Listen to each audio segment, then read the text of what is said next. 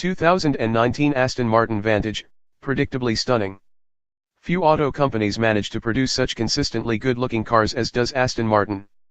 Barring the strange decision that was the Cygnet, a Scion IQ minicar with an Aston grille, it is becoming increasingly hard to remember the last time the British sports car specialist turned out something that wasn't either handsome or gorgeous.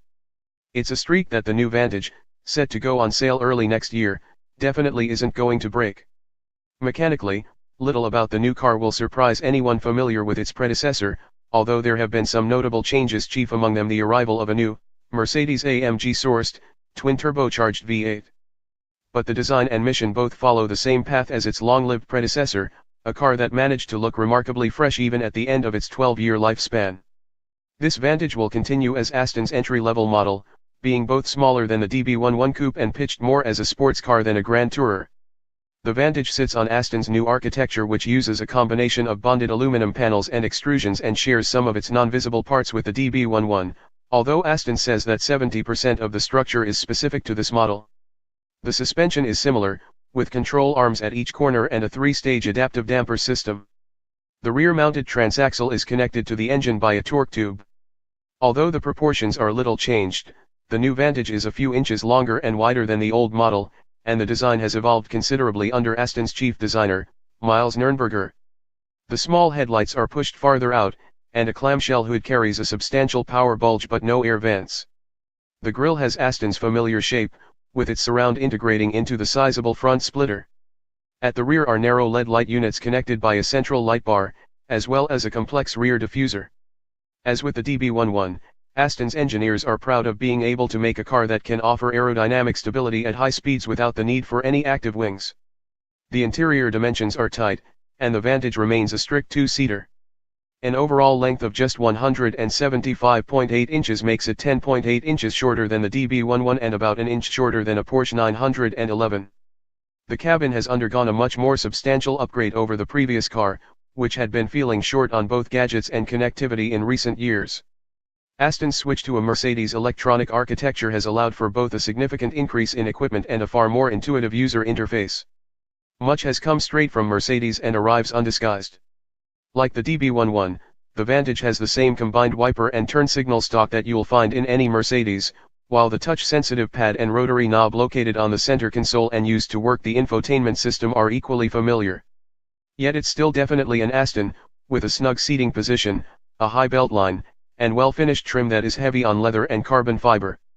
The Vantage also sports the same digital instrument cluster as the DB11. The powertrain is largely the same one found in the DB11 V8, with the AMG-built 4.0-liter V8 receiving Vantage-specific software and modifications to mechanical bits such as engine mounts and the exhaust system. Power is sent to the rear wheels, with the initial cars all using an 8-speed ZF automatic transaxle. The outgoing Vantage's lunge-prone automated single-clutch Speedtronic gearbox won't be missed.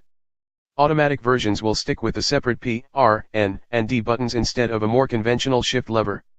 Don't worry, as Aston CEO Andy Palmer has been promising for several years that there also will be a manual transmission, one with 7 speeds that is set to follow later.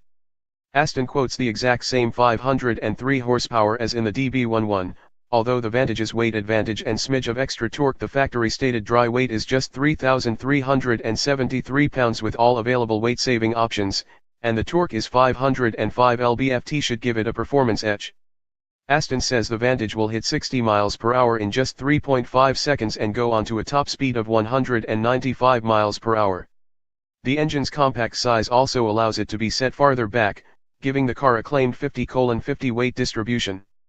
But the Vantage has been designed to deliver more than just straight-line speed, being the first Aston Martin to get a new electronically controlled locking differential that is touted as being much faster acting than a conventional mechanical limited slip diff. Torque vectoring also will be standard.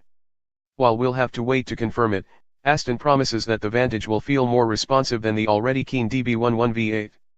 The Vantage offers potential Aston Martin buyers big savings over the DB11, with the $153,081 base price undercutting the DB11 V8 by just under $50,000, more than enough to buy something nice with more seats if you need such a car, too. Of course, there will be many ways to inflate that figure. Factory options include a tech pack that adds blind spot monitoring, an active park assist system, power adjustment for the steering column, and glass switchgear. A comfort pack will bring 16-way seat adjustment and seat heaters. Then there are the nearly unlimited paint and trim options available via special order. Customer deliveries of the new Vantage will begin next spring.